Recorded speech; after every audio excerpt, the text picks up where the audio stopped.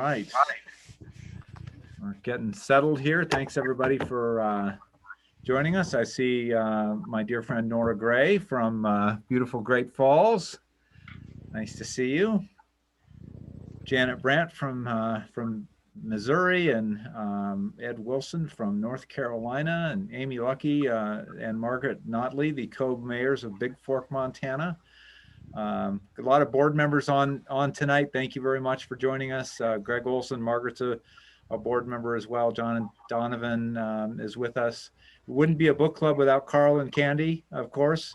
My very best students. I promised to get them the questions earlier, so I did that, but just for them. Everybody else got them last minute. But thanks so much for joining us. When I looked at the list tonight of registrants, I saw that we had 23 states and Canada represented. So one of the fun things we like to do is use the chat feature to give us a shout out from where you are. I know we have Arizona and Kentucky and in fact Canada, Maine, of course. I have the distinct honor tonight of being joined by a dear friend of mine and a dear friend of the conservation community nationally. When I first met Matthew and learned about this book, and that he had written this book as the artist in residence both in Glacier National Park and at Acadia, I immediately thought of David McDonald, because there is no better leader of the Friends community in the United States, Friends of Parks community, than David McDonald, who is the president and CEO of Friends of Acadia. So as many of you know who know me, I'm the expert of the nutty idea. So I called David and said, hey, we do this book club. We're having Matthew. He wrote about your park and our park. Why don't you join me for the evening? I'd love to introduce you to our friends of Glacier and invite your friends of Acadia to come along, and let's just spend some time together sharing in community about the book and about the work that we get to do together to protect these special places. So David, thank you for saying yes and for taking some time out to be with us tonight. Yeah, thank you, Doug.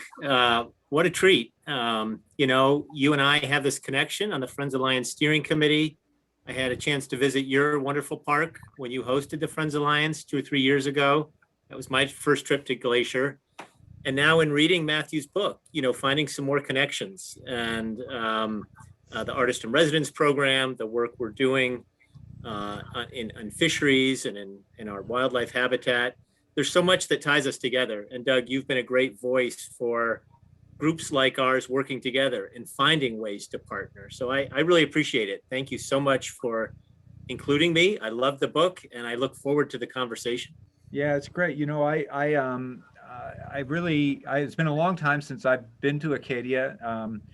Not to give bad memories to Red Sox fans who have joined us, but Bill Buckner comes to mind. I think that was the last year I was there. It was 86. Okay. It was in the fall. Yeah, I'm very sorry. It was neat for me to read the sections of Matthew's book about Acadia and to find that direct connection to the work that we do, right? That Friends of Acadia is in the book and is talked about and credited for, some of the work you're doing on, habitat and water. So just give us a kind of an update about what do you guys have going on right now in that world? Sure. Yeah, real briefly. I know we want to talk about the book, but thank you, Doug. I mean, what's mentioned in the book is our work really in climate change resiliency. And we hired, probably 6 years ago, we hired a guy, Brian Henkel, to work as our Wild Acadia project coordinator. And the park didn't have a position like this. So Friends of Acadia funded it. We hired him and we basically detailed him into the park. He works in the park, although he's our employee. And he's working on watershed by watershed, looking for ways to make the park more resilient to the dramatic changes we're experiencing in terms of rainfall, in terms of, invasive plants, invasive insects. And it's really a groundbreaking program. And it's really affected the way the park is coming at managing the ecosystems here. So we're really proud of that work. It's a way we add the margin of excellence, as we say. The park has terrific staff, but this particular program allowed us to sort of accelerate that work and push them a little bit on it. Similarly, just like you guys, we're working on a lot of transportation initiatives here. just like you, we've got a reservation system at Cadillac Mountain through recreation.gov. So, we're one of the most visited parks. We're much, much smaller than you all. I think you know that. We're 50,000 acres. So the visitors are really, really crammed into a pretty small space. A lot of important work also around the trails and the carriage roads here. That's what connects a lot of people to their experience in Acadia. We're fortunate that we've had the opportunity to raise some endowments over time to ensure we are able to maintain those assets over time for the park. And then finally, the work, engaging youth in the park. That's absolutely essential. We don't want this increased time indoors and on screens to really disconnect our younger generation from the park. So we're doing our best to engage them as the future stewards of the park. So a lot of parallels, Doug, with what you're doing out there on a smaller scale. But again, back to the Friends Alliance, we all learn from each other. And you and I were on a meeting last week where we learned from parks much smaller than ours or in urban areas. And we're all part of this big network of parks that's under the National Park Service. And it's just an honor to be part of this community. Well, it's a treat. And for people who don't, Friends of Glacier aren't familiar with Friends of Acadia, friendsofAcadia.org, right? Is that correct? Got it. Okay, good. And David, again, thank you for being here. It's a great segue into talking to Matthew. And Matthew, thanks for joining us. I'm going to read I know you're not supposed to do this, read while you're presenting, but you really struck me, and I think David too, I'll speak for David, about what we do. And when you talk about not being interested in general principles, but, and I'll quote you, to care for the welfare, health, and preservation of the life of the earth, we must care for specific places, right? And that's what our work is. And I really appreciate your giving voice to that. Friends, Matthew Dickerson is an accomplished professor at Middlebury College, an accomplished outdoor writer, book writer. We're going to get a little bit later into how conservation writing attaches to his other books and interest in Tolkien and Lewis. But Matthew, thanks for taking time out to be with us tonight. I'm delighted to be invited. I mean, one of the wonderful things about something like this is it gave me the opportunity to sit and look at pictures over the past few days and prepare for this talk, which brought me back to specific places that I really kind of spent time in and learned about and cared about, and also reminders of the caring work that you all are doing to preserve and protect these places as well. So it's very enjoyable for me. Well, being the artist in residence in two of kind of iconic parks, Acadia and Glacier, David's right. Our park is bigger; it's 1 million acres, but bigger doesn't mean better. I mean, it's a dramatically different landscape. You talk even to different fish, right? We eat the brook trout. The brook trout are native in the east. Talk to us a little bit about, and with Alaska in the middle. Talk to us a little bit about, what kind of you saw as the similarities and differences in those two experiences. Sure. I mean, the landscapes are very different. And there is certainly some different cultures, different histories about the place, about the different places, but there are certainly similarities. You talked about the connections that you and David have made, and how your connections strengthen the work of each other. And one of the things that the longer I study and learn about ecology or ecological systems, the deeper those connections go. I mean, I think people used to think about ecology in very narrow terms, like the ecology of a stream or a pond or, an estuary, and everything is tied together. There's no one directional downstream. We all live downstream of one another, and rivers are one of those systems that tie things together. They tie together the forest, the lake, the ocean, and so when you end up studying and paying attention to rivers, you realize that what happens in the river affects what happens in the forest. What happens in the forest affects what happens in the river, affects what happens in the plains. and the lakes and the oceans. And so really, one of the amazing similarities that I found between Acadia and Glacier and Alaska were the ways these certain species of fish just tie everything together, how important these native fish are to the ecosystem, how important the conservation effort is. You know, protecting the land protects those fish and the rivers, but vice versa.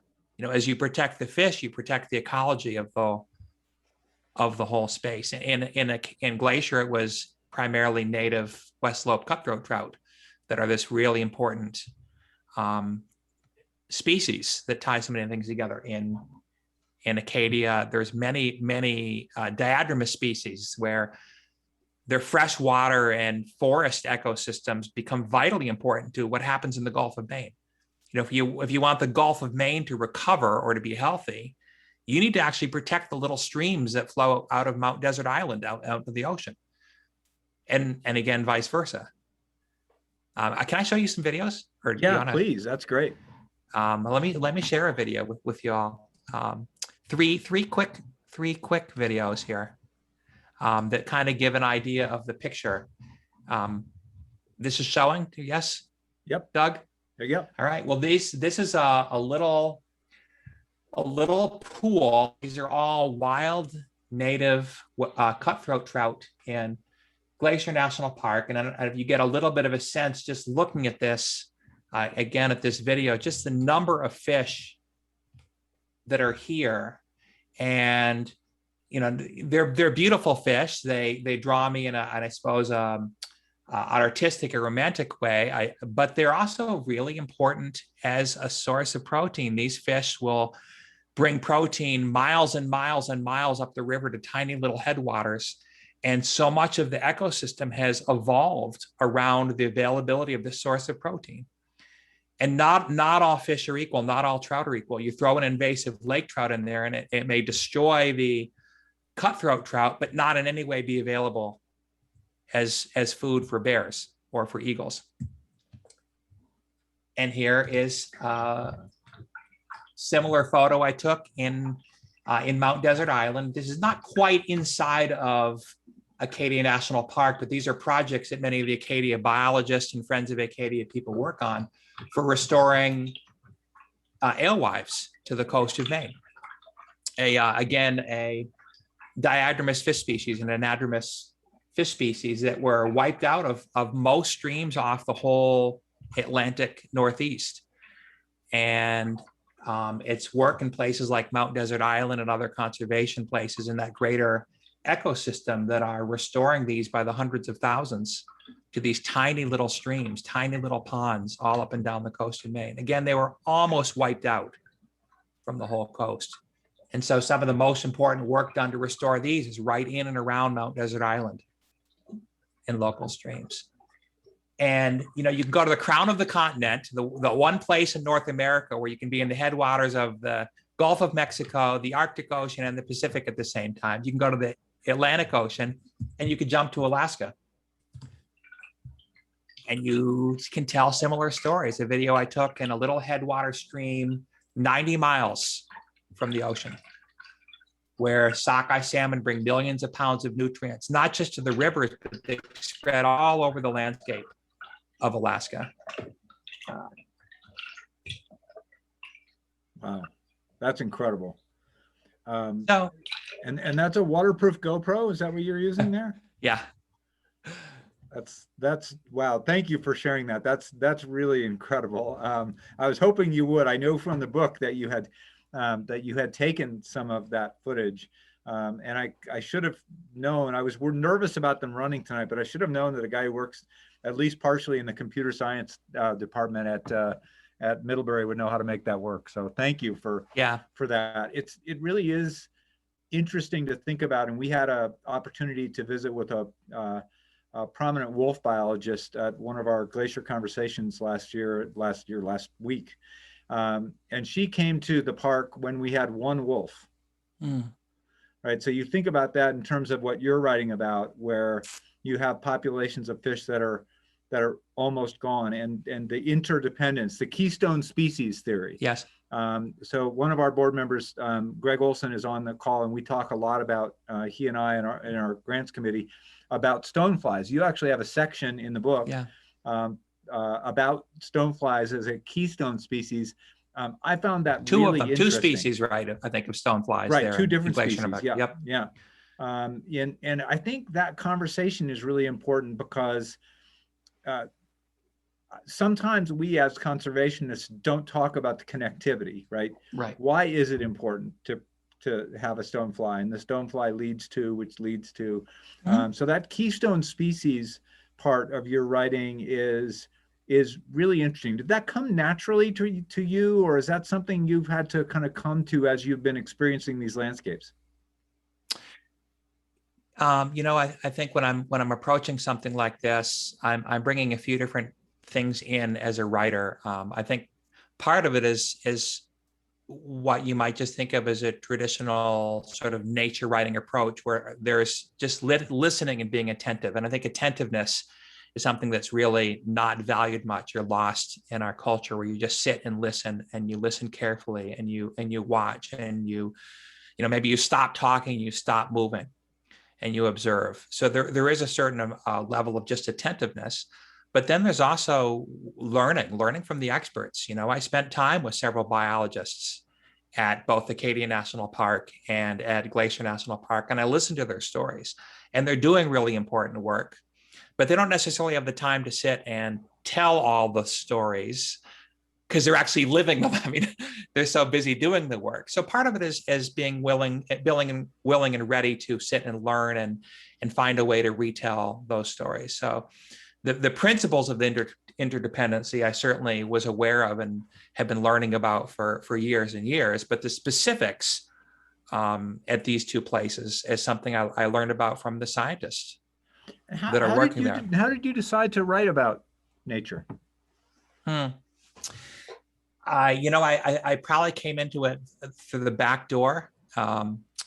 When I was 8 years old, I was I'd lived a little bit of time in Maine and a little bit of time in Massachusetts.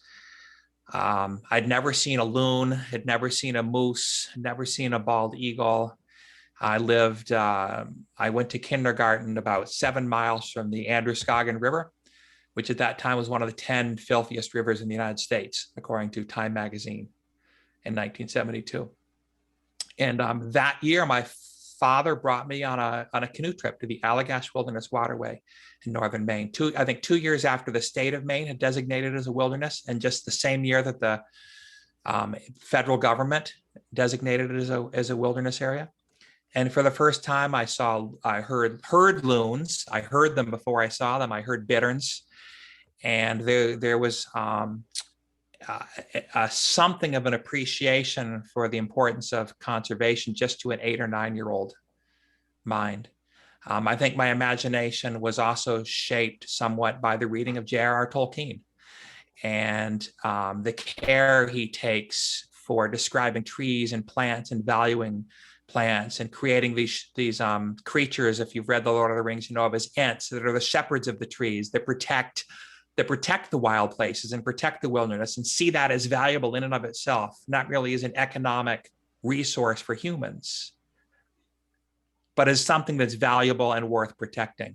So I suppose in some sense, right, Friends of Acadia and the Glacier National Park Conservancy are playing the parts of Ents, doing the work of protecting the forests and the mountains. And so there was that imaginative of shaping from the literature I read. And I think that prepared me as an adult to actually care enough to begin to read the science and to see why that was all important. It wasn't just the imagination of a child or of a Oxford professor who wrote fantasy literature, but this was rooted in understanding the world that we live in. That's super interesting. And I don't know about you, David, but I feel very complimented to be thought of perhaps as playing sort of an ant role, right? Yeah. So I think Dan say we care for the trees. Nobody else does these days. But I would add the trees and the rivers and, the creatures that live in them. Yeah, I think that a different reference perhaps is what people are thinking about our current ticketed entry system, which is "Thou shalt not pass." But Yeah. so Yeah. anyway, we're it really is fascinating to think about those connections, and because you've written books and articles about Tolkien and about Yes. Narnia and those kinds of things as well. It doesn't immediately click for me, but it obviously does for you. Yeah, and I'm not sure that that I would sit down and put it together in a formula. Other than I think we are shaped by the sorts of books we read, the media that we consume, or the media that consumes us. And I feel fortunate that those were the books that I was encouraged to read when I was young, when I was in middle school and high school, and even in college, that I had the opportunity to read those books. And those of you who haven't read them, if you've only seen the movies, you may think of them as just these, books full of violence and war and fighting. And that's not actually Tolkien's writing. That may describe some of the films or some of the culture or the video games around it. But he spends a lot more care describing flowers and plants and trees than he does describing battles and weapons. And later it was writers like Wendell Berry or more recently Robin Wall Kimmerer's beautiful book Braiding Sweetgrass that I would highly recommend. That again have helped me think about how to write and how to communicate about things that I love, how to communicate about wild places, and how to get to the particulars, not just writing in general abstractions, but writing about the details. And that's where I guess it moves past not just learning from the scientists, but sitting and quietly listening, observing. That was the wonder of being an artist in residence, is I could take a chair and I could go out to John's Lake at 5 in the morning and set up my chair by the lake and just sit and watch ducks swim by me for 40 minutes or 15 minutes and watch them feed.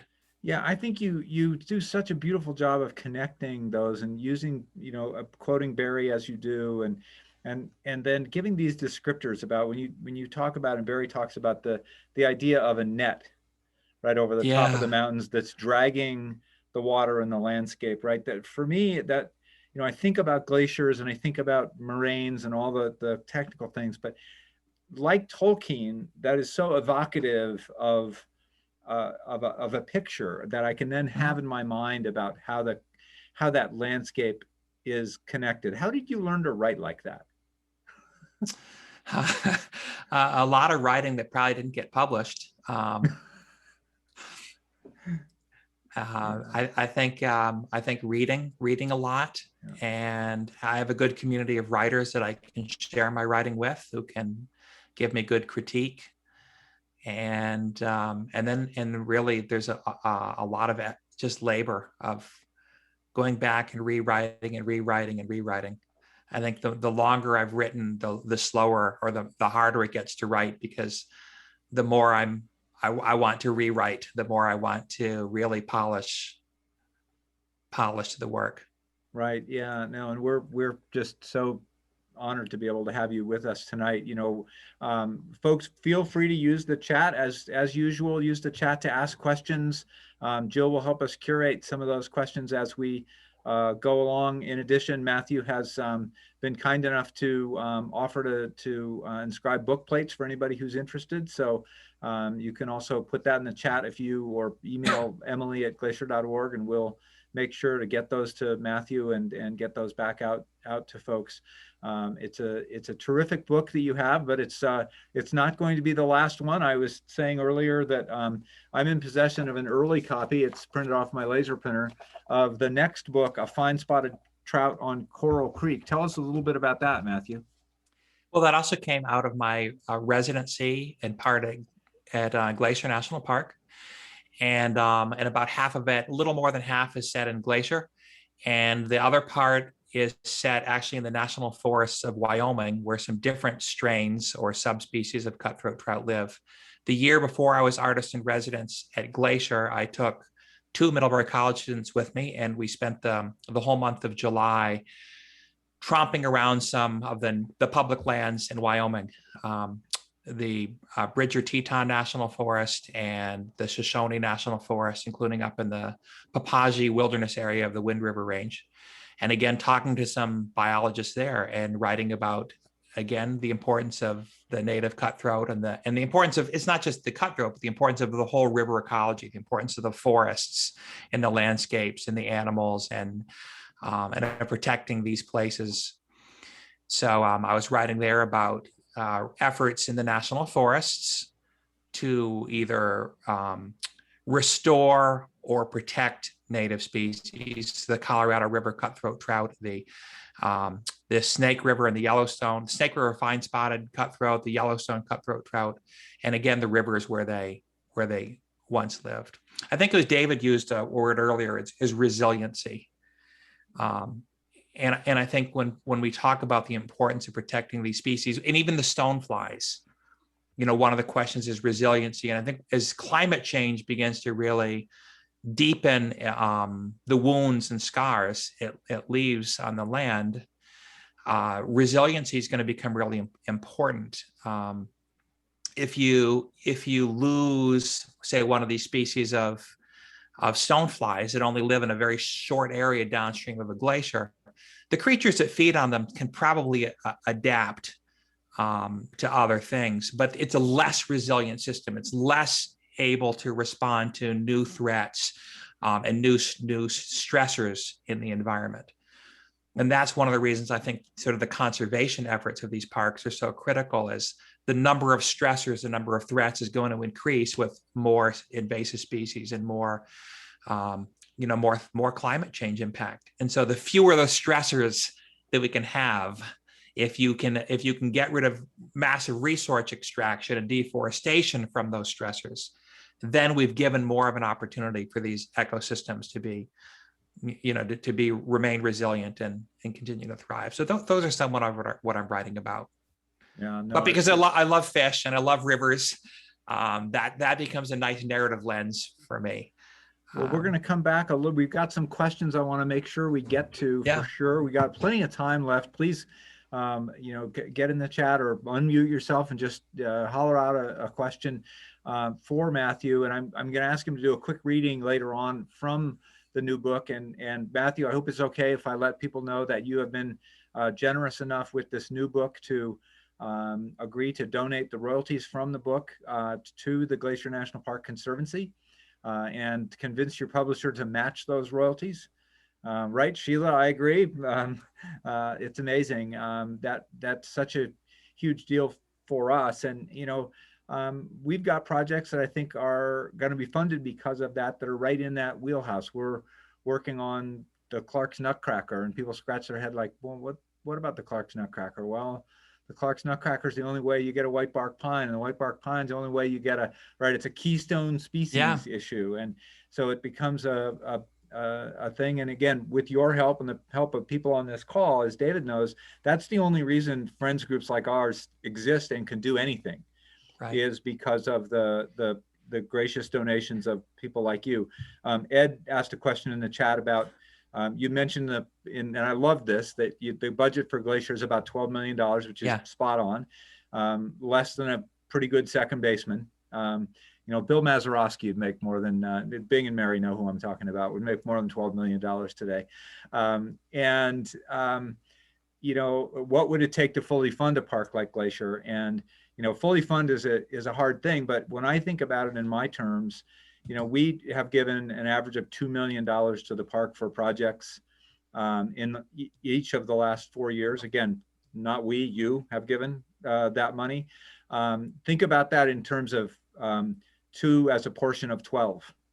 And it could have been 3 or 4 or 5, and it would have all been eaten and consumed in a very good way. So, is it double that? Is it, I don't know. But it's certainly, my view is it's a significant shortfall. In fact, our superintendent says that we're in the unfortunate position now of going from this friends groups providing the margin of excellence to many friends groups providing the margin of survival. Yeah. That when the park superintendent calls me on a weekend 2 years ago and says, I'm embarrassed, but I need you to rent me portalets tomorrow. That's not the margin of excellence. That's not what we were thinking about. So we do have a long way to go. We're encouraged by the Great American Outdoors Act, Ed, and that's a step in the right direction because there's a big backlog. And I think we've got some great things going on in the world. So hopefully we'll make some progress on that. But with that, Jill, I'm going to kind of turn it over to you. We got some great comments and questions in the chat. Yeah, we've got some really good questions for you, Matthew. A couple fishing specific questions. Eric mentioned, as a novice approaching fly fishing in Glacier this June, the same time of year that you were in the park, what recommendations for locations and approaches might you have that you'd be willing to share? Early June. Yeah, this is a dangerous question to ever ask an angler. What are your secrets? Give away your best secrets. I will say that early June is a tough time to fish in Glacier because of the runoff. The rivers are running high. As I think I described in the book, the middle fork and the north fork kind of look like a kale smoothie while the blender is still going throughout much of the second couple weeks of June. Mm-hmm. But right on the boundaries of the park, the middle fork, if you head about 8 or 12 miles east from the park out along the middle fork, there are some good little access places there. And I would actually focus on the little streams coming into the middle fork out of the Flathead National Forest. They tend to have clearer water. They clear up sooner than the major amounts of silt that are flowing down the middle fork. And so right in those, it's almost like estuaries, or if you were on the middle fork and there are a lot of little side channels and backwaters where the river drains off. It's braided is kind of the term I like to use, where the river braids. And if you can find those little places where the side waters come in, those are nice places just to drop a fly. And that will be really specific. If you head up to the North Fork and you go to the north entrance to the park late June and fish the little creek that flows into the North Fork of the Flathead, right there by the North Gate, right where that water flows in, that, I think before the main stem of the river really gets unclouded enough to fish in it, you might find some nice fish there, because the streams that are coming out of the lakes, the silt has a chance to really settle on the lake. So the streams coming out of the lakes are going to be clearer than the streams flowing into them. And now, Doug's really angry because I'm going to be I've just given up one of his favorite spots. No, that's awesome. That's awesome. And I private chatted Eric to text me or pop me an email. I'm a big fan of Lake Otokomi and the outlet from that. And if you can get to it from the east side in June, it's terrific. And particularly for someone learning fly fishing, so there are lots of great places for sure. Bowman Creek, right, is what comes out of right by the north entrance. Yeah. And the thing about Bowman Creek, again, is that a lot of that silt, a lot of the runoff from the glaciers that will be turning the rivers into a kale smoothie, that's settled out in Bowman Lake. Bowman Lake is really big. It takes a long time for the water to get into it and out the other side. For sure. So the river coming out of Bowman Lake is going to be a lot cleaner than any of the main rivers flowing through the valley. Yeah, interesting. Great. Margaret mentioned, when you're spending time with various park personnel, in your capacity as a writer in residence, do you often get a strong sense of what they want you to convey to your audience, or are you, as the author, generally steering the questions and the conversation in your writing? That's a great question. I hope that I'm trying to learn what they want to communicate. I certainly am there with a particular topic. I mean, my focus was writing about rivers. So I wasn't necessarily going to be sitting and listening to, say, stories about a particular flower that grew up in the side of some mountain. I was more interested in rivers.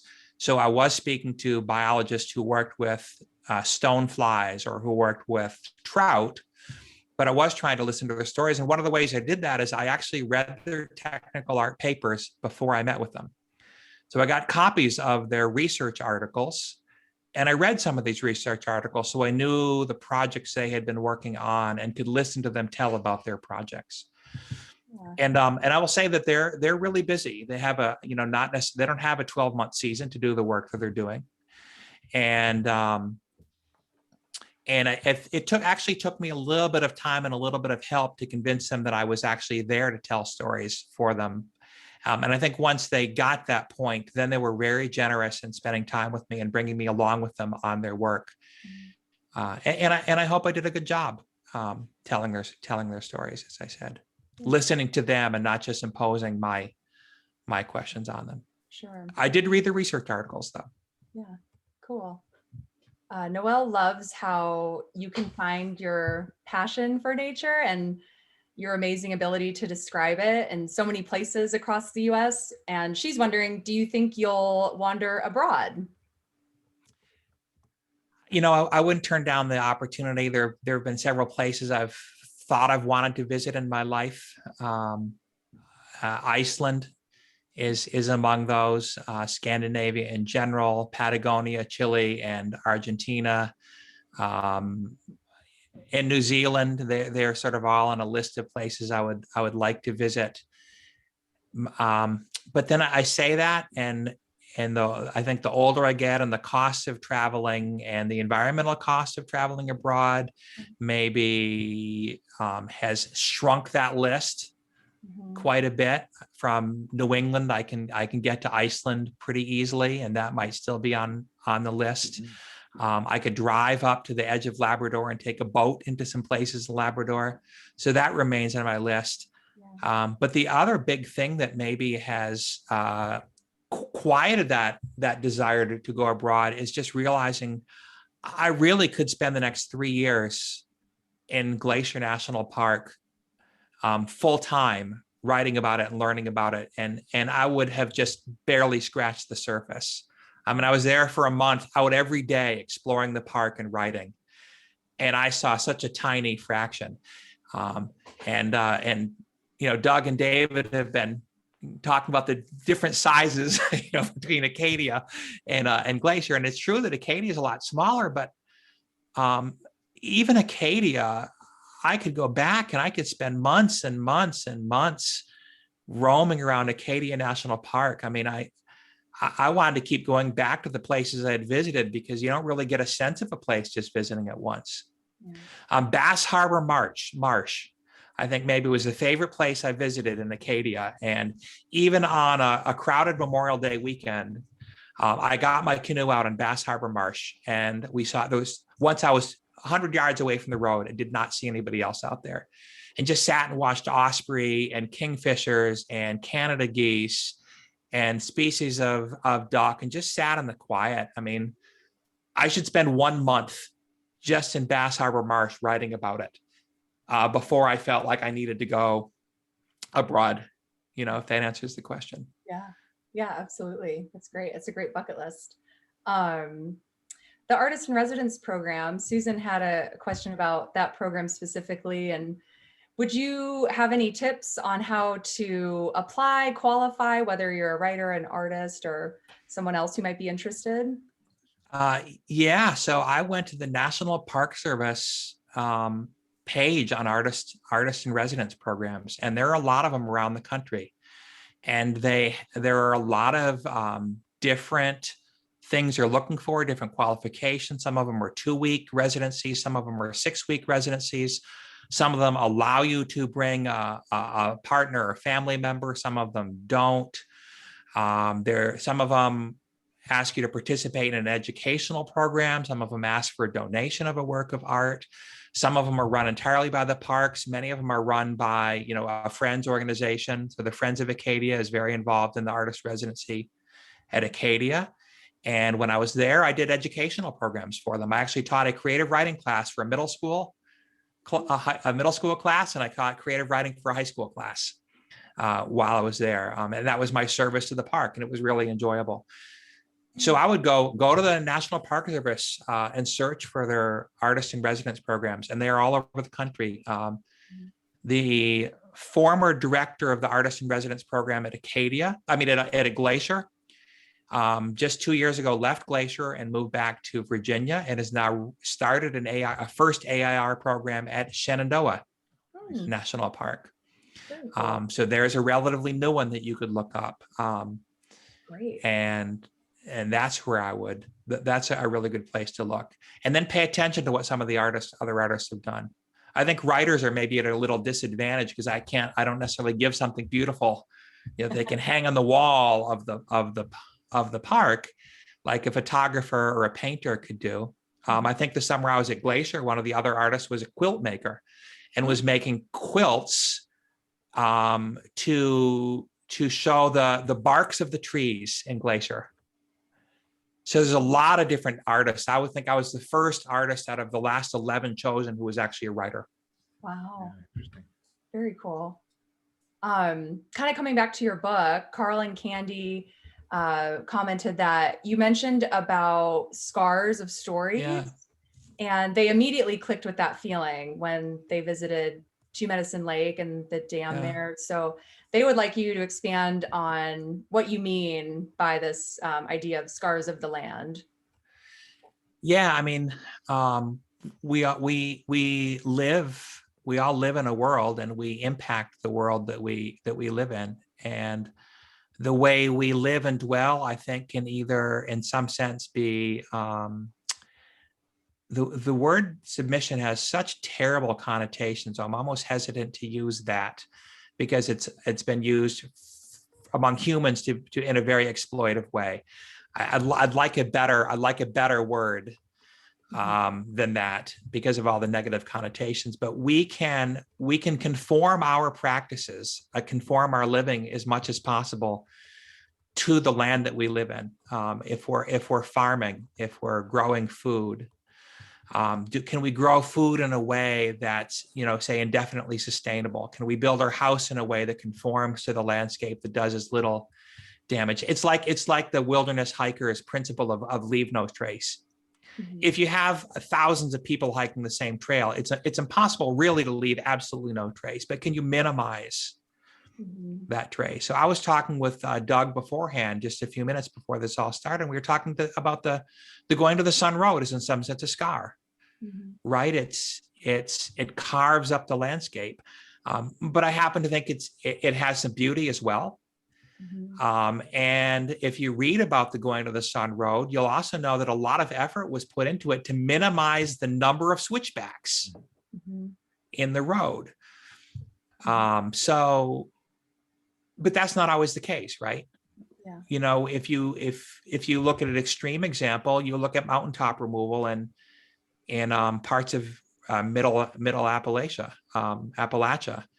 Eastern Kentucky and West Virginia, where they go and take an entire mountain down, and 700 miles of river, I think, have been lost in Kentucky alone to mountaintop removal. That's 700 miles of stream that simply don't exist. So I would call mountaintop removal a massive scar, an irreparable. It's not just a scar; it's an open wound on the land.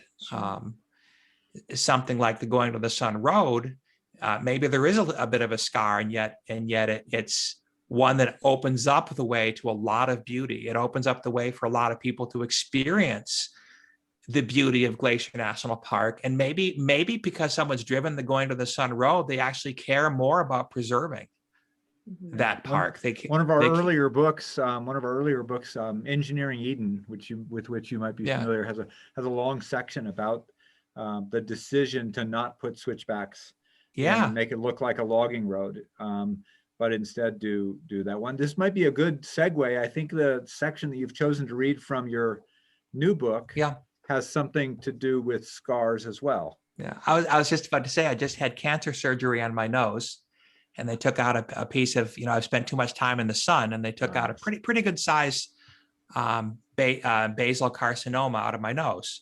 And there is going to be a scar there. There is a scar there. I'm keeping my distance from the camera, so it's not too obvious. But the surgeon who did that, did his best to minimize what that would be, and it did protect me from cancer. So There are certain types of scars that I think actually are part of a healing process and part of a protecting process as well, and others that are just signs of tremendous irreparable damage as well. Yeah. I don't know if I really answered the question that she asked, or that was asked, but Actually, you got applause in the chat for the quality of the answer. So okay. Yeah, here's a section from the passage in my book, the chapter actually called Scars and Divides. And it was about my trip over, and my one time. I spent almost my whole residency in the west slope on the west side, but I did take one trip to East Glacier. My wife, this is the Glacier residency is one that you're not allowed guests, and I was told I could have a very short visit. So in the middle of the month I was there, my wife kind of came over for a long weekend, and we went over to East Glacier. I'm going to read that, and it has a little quote from Wendell Berry in it. How long do you want me to go, Doug? We've got 15 minutes or so. So I Okay. mean, I would give, just a couple of minutes would be great. Sure. And this is from the new book? No, sorry. Oh, this is from, did you want me to read from the new one? This is from Voices of Rivers. No, this is great. No, this is perfect. Okay. In the town of East Glacier, we turn north and follow Highway 49 around a steep, winding mountain slope, enjoying stunning views past fields of wildflowers and over lower Two Medicine Lake back toward the park. We stop briefly to take in the view. Once driving, however, I am more aware of numerous windings of the road. As we go up, over, around, and down Two Medicine Ridge, we seem to be following the path of a spaghetti noodle through a plate of pasta. We turn onto US 89. It's a wider and straighter road, but even this road takes a big bend to circumnavigate a ridge. This surprises me since the ridge doesn't appear especially steep. I wonder that parts of the road were not carved in a more direct route. That flash of impatience, however, is only momentary. I am not in any hurry, and the drive is beautiful. All of Highway 49 is itself a seasonal shortcut, saving us from heading all the way east to US 89 and Browning. Not for the last time, my thoughts turn back to Wendell Berry's essay and one of my favorite passages from it. Quote, "The difference between a path and a road is not only the obvious one. A path is little more than a habit that comes with knowledge of a place. It is a sort of ritual familiarity.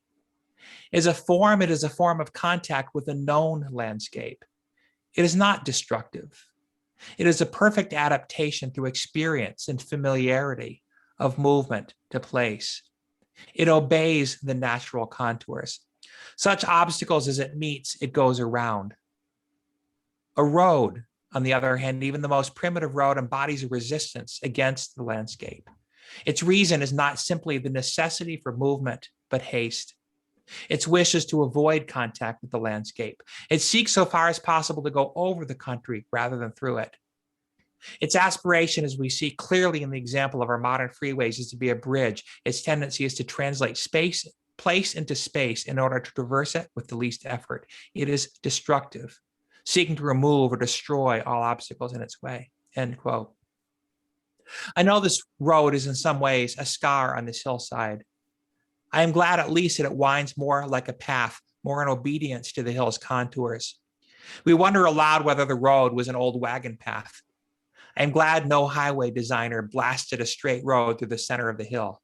We will remain patient and delight in it. At the bottom of a long slope, a view opens up of a windy St. Mary Lake. This last ridge we wound over had another significance. Though less than an hour earlier we had crossed out of the Pacific watershed, we crossed another divide here, passing from the Gulf of Mexico into the Hudson Bay watershed that reaches to the very edge of the Arctic.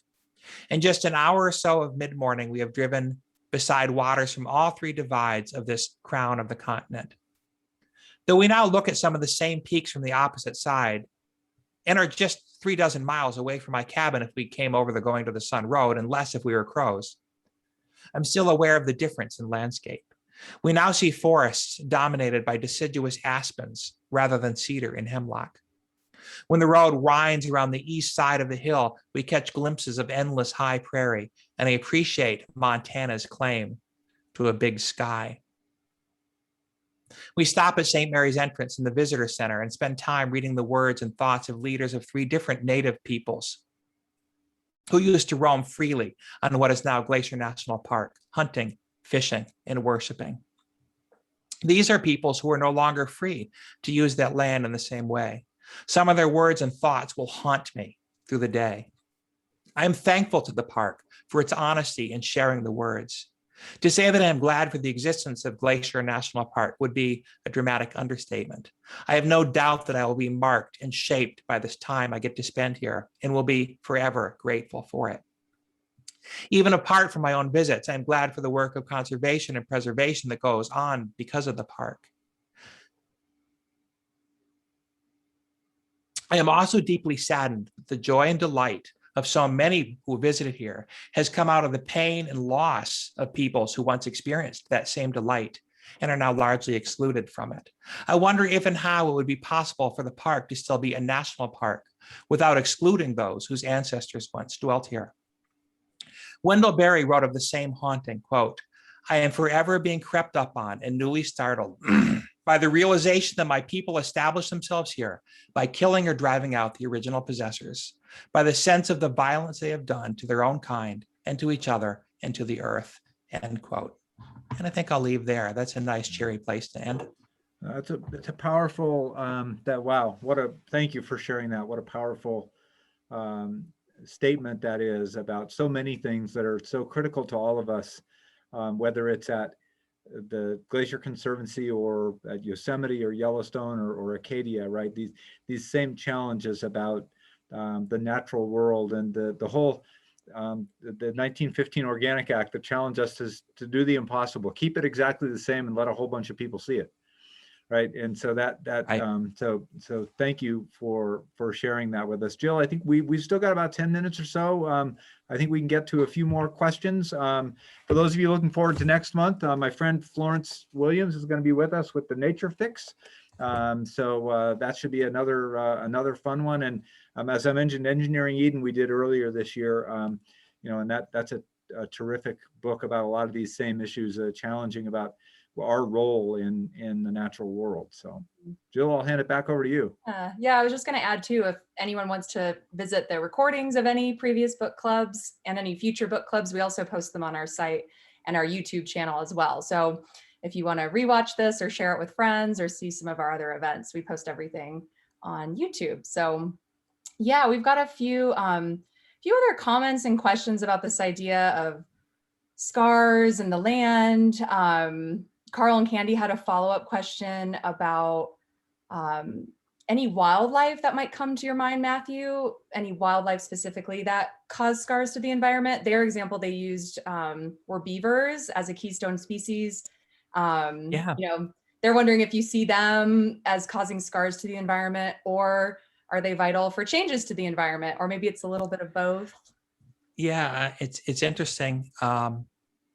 If you say scars to the environment, I mean, I think that humans are somewhat different than other creatures in the way that we are simultaneously creatures, and yet we seem to have a rational ability to be separate from the landscape. That we can, I think humans can do things that are unnatural. I think a beaver can't do anything that's unnatural.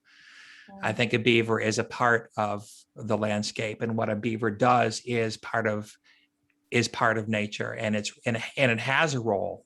The beavers are vital to the shaping of the landscape. And when we almost exterminated beavers from most of North America in the 17th and 18th centuries, actually the removal of beavers is what I would say was a dramatic scar to the landscape, because all of the work that they do of even building a beaver pond and how that protects against erosion, how that causes the growth of meadows and the growth of new forests, is a vitally important part of the landscape rather than a scar to it.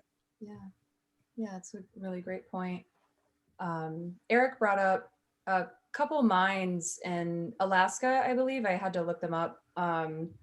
Red Dog and Pebble. Yeah. He's wondering if you have any thoughts on the Red Dog mine specifically and its effect on the waters surrounding this mining area. Yeah, I mean, it was really hard to get a sense from the peoples who lived up there what they thought of it. there's a lot of money flowing into the region, and the places where a lot of that money went, everyone spoke very highly of it. But in the village that was directly downstream of the mine, there was a lot of concern, a lot of mistrust of the mine. And some of the defenders of it will say that there was no sign that it increased toxic heavy metals in the river, but there were really no studies of the amount of in the river before the mine. And there's certainly a lot of studies, even just say the 50-mile haul road that carries all of that magnesium, it's primarily a magnesium mine, to the ocean. There is magnesium dust kind of all along the road from just the hauling of stuff. So even apart from the massive impact of the direct impact of the mine, the carrying of all that magnesium 50 miles of the ocean has spread it out into the landscape. And then when I visited it, I think one of the things that maybe minimizes the damage of it is it's more than 50% owned, and the labor is from native peoples who live in the land. So the peoples who live there and are dependent on the land and dependent on the rivers and dependent on the herds of caribou, are also have a big stake in how that mine is managed. And I think that's sort of a vital check and balance. I'm not saying that that's made it everything perfect about it, but it's a significant check and balance. The Pebble mine is going to be if it were put in, would be 100 times the volume, 100 times the volume of the Red Dog mine in terms of the amount of earth removed. Yeah. And for me, to put that at the headwaters of the most fertile salmon water in the world just seems to me very, very, very short-sighted. Yeah. Yep. I mean, it's not a question of, as we know, it's not a question of if there will be a spill. It's the question of when there will be a spill. Yeah. Super complicated issues for sure. Yeah. I mean, it is complicated issues, and I sometimes try to avoid those questions. But what I also have to realize is I'm a guilty party every time I buy a piece of computing equipment. Every time I have to replace my cell phone with the new cell phone, I'm increasing the demand for copper. Yeah. And so the answer or part of the solution is in my own consumptiveness and reducing my own consumptiveness. Mm-hmm. Oh, super interesting. Taking it full circle, I had skipped over Barbara's question. I'm so sorry. She had a question about Johns Lake. She loves Johns Lake, and she's wondering, does it have fish in it? I'm not sure if she wants to go fishing there or if you have any experiences with Johns Lake specifically, but she's asking about that one. I don't think it is a trout water. I would expect that there are some native fish in it, but I don't know what they were. I was sitting there multiple mornings hoping to see a moose and watching the ducks. But it's a very shallow lake, and it would warm up considerably. So it would not hold cold water species, just too shallow and too muddy of a bottom. Yeah. But that doesn't diminish its significance to me. It was such a beautiful, peaceful place, and again, another place important to the whole greater ecosystem in terms of the aquatic life that it supports. It doesn't have to be sport fishing life that makes me happy for me to see it. Mm-hmm. To see it as valuable. I think that was also where I first heard the varied thrush. And it was such a weird sound. The first several times I heard a varied thrush, I was convinced it was someone biking past me with a bear bell. It's such a strange sound, as opposed to when I was in the Acadia in May, the wood thrush that was so commonly singing all around the Schoodic Peninsula was a more familiar call to me, and a very, very beautiful bird. Yeah. And I think, Jill, we've got time for one more question. I know that there was a question in there from Mark about Beetles and Weevils. Yeah. Yeah. I can read that one. Yeah. Early in the book, you talked about a beetle and a weevil that travel only feet in a year, and how when deforestation occurs, they're destroyed. So he's asking if a clear cut was left alone, how long would it take for them to return, or would they ever return? I think there's a lot of evidence that the answer is they might not ever return, or it might be millennia before they return. Because if you look at how far these creatures travel, these little small beetles travel in a year, if it's only 15 feet and they can only travel through a mature forest, they're not going to fly in. If there's a clear cut that's even 30 or 40 miles wide, they're not going to cross that clear cut to come back in, even when the forest regrows. You'd have to have continuous connected forest before they can move back in. And even when you have a contiguous connected forest, if they're crossing several hundred miles of that to get back to across the clear cut or back to where they originally were, you're talking millennium. It's millennia. It's a lot. It turns out it's a lot easier to really do a lot of damage than it is to heal it. Yeah. Super interesting. Well, what a magical evening. I told you this time would go really quickly together. We try and be very respectful of folks' time, so you'll know what you sign up for when you do. And Matthew, I have to tell you, one of the most impactful things that we have done this year is we funded two rangers in Glacier doing a set of podcasts called the Headwaters Podcasts, which are on Apple Podcasts.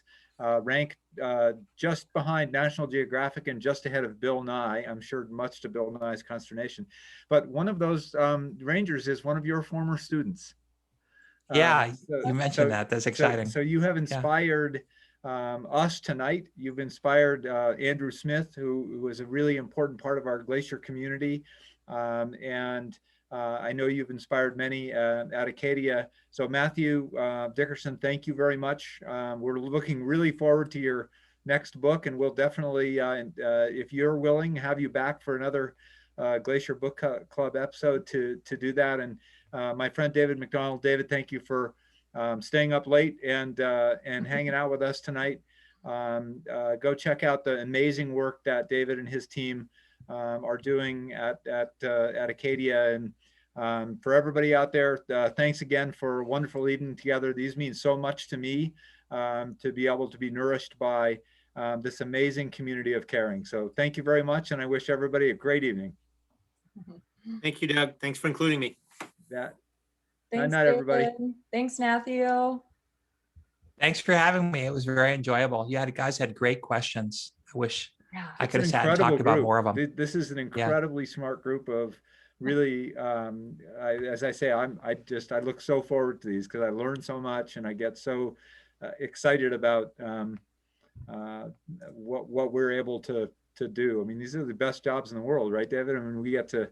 They are. Right. We and you throw in a good book and it just makes it that much better. I know, right? Yeah. And they're and we have the advantage, since we have the retail piece, right? I mean, part of my job is to go, work in a bookstore. And so it's great to be able to be around books all the time. And one of the ones that I'm reading right now, and Ed Wilson's still with us. Ed sent me a great book about Terry Sanford's campaign back in the day in North Carolina. And, it's so neat to just, even at, your and my advanced years, David, to still be learning things every so often. That's exactly right. Old dogs need new tricks. Oh. All right. Well, thanks, everybody. Yeah, thanks again. Good seeing you all. Have a good night. Thank you. Peace. Take care.